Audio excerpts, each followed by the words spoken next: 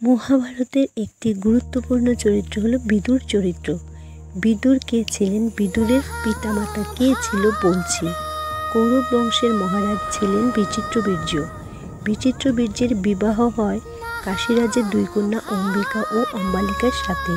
কিন্তু হঠাৎ খুব অল্প বয়সে আকস্মাৎ বিচিত্রবীর্য মারা যান নিঃসন্তান অবস্থায়। কোনো বংশধর না থাকায় রাজমাতা সত্যবতী পরাশর মুনির জাত তার প্রথম সন্তান বেদব্যাসকে ডেকে পাঠান। মাতা সত্যবতীর নিকট সমস্যার কথা শোনেন বেদব্যাস ও কথা দেন সমস্যা সমাধানের।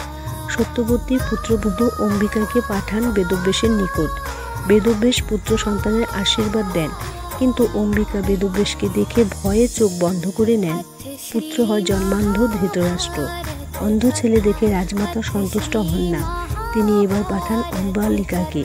বেদব্যাসকে দেখে অম্বালিকা ভয়ে ফ্যাকাশে হয়ে সিটিয়ে যায়। পুত্র জন্মায় পাণ্ডুরং বা কামলা রোগ নিয়ে এক অসুস্থ শিশু।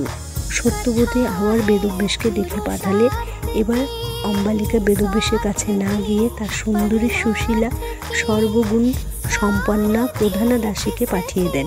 দাসীরা তো সবসময় সাধু সন্ন্যাসীদের বা অন্য পুরুষদের ছোটোর থেকেই দেখে থাকতেন, তাই তিনি ভয় পান না বেদব্যাসকে। কিন্তু রাজকন্যারা তো পরপুরুষের কাছে যেতেন না, তারা ছিলেন পর্দানসীন।